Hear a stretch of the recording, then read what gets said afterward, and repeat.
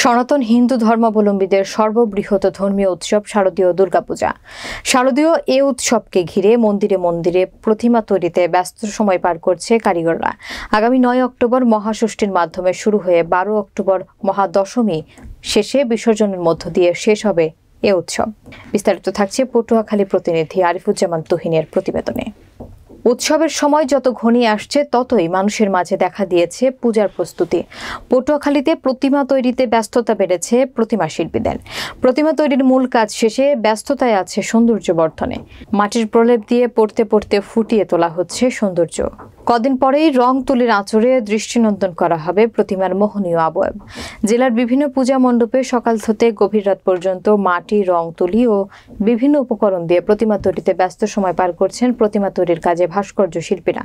ইতিমধ্যে কয়েকটি পূজা মণ্ডপে প্রতিমার মাটির কাজ শেষ হয়ে রঙের কাজ শেষের দিকে। বাংলাদেশ পূজা উদযাপন পরিষদ পটুয়াখালী জেলা শাখার সাধারণ সম্পাদক অ্যাডভোকেট সঞ্জয় কুমার খাসকেল বলেন, পটুয়াখালী জেলায় মোট ১৭৭ মণ্ডপে শারদীয় দুর্গাপূজা অনুষ্ঠিত হবে। আমাদের পটুয়াখালী জেলার সাধারণ মানুষ সবসময় অসাম্প্রদায়িক চেতনায় বিশ্বাসী। পটুয়াখালী জেলার সার্বিক পরিস্থিতি এবং পূজার প্রস্তুতি খুবই ভালো। এখন পর্যন্ত কোনো ধরনের অপ্রীতিকর ঘটনা ঘটেনি। জেলা পুলিশ সুপার মোহাম্মদ আনোয়ার জাহিদ জানান, আইন শৃঙ্খলা রক্ষায় বাংলাদেশ পুলিশ সবসময় জনগণের পাশে আছে। সনাতন ধর্মাবলম্বীদের দুর্গাপূজার সার্বিক নিরাপত্তার জন্য প্রতিটি মণ্ডপে আনসার সদস্য এবং পুলিশ বাহিনীর সদস্যরা সার্বক্ষণিকভাবে থাকবে। এছাড়াও রাস্তায় সার্বক্ষণিক টহলে থাকবে পুলিশের একাধিক মোবাইল টিম। পটুয়াখালী র্যাব ৮-এর লেফটেন্যান্ট কমান্ডার মোহাম্মদ মুহতাসিন রসুল বলেন, আমরা পূজার সার্বিক নিরাপত্তার জন্য প্রয়োজনীয় ব্যবস্থা গ্রহণ করেছি। আমাদের একাধিক ফোর্স নিরাপত্তার জন্য সার্বক্ষণিক টহলে থাকবে। এছাড়া সাদা পোশাকে আমাদের বাহিনীর সদস্যরা পূজা মণ্ডপ ও আশেপাশের এলাকায় নজরদারি করবে। যে কোনো অপ্রীতিকর ঘটনা রুখতে আমরা প্রস্তুত।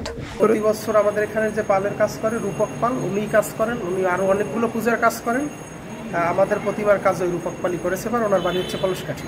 টোটাল কয়জনে কাজ করছে এই প্রতিমা? ওনারা টোটালে আসছিল আপনার ৫-৬ জনের মতো। আবার রঙের সময় ৫-৬ জন আসবে, হয়তো ২-৩ দিন পরে এবার রঙের কাজটা শুরু হবে। আপনি ইভেন্টের কাজ করেন? হ্যাঁ, ইভেন্টের কাজ হচ্ছে আমার ইভেন্টের কাজও চলতেছে। আশা করি পূজার আগেই কাজ শেষ হয়ে যাবে।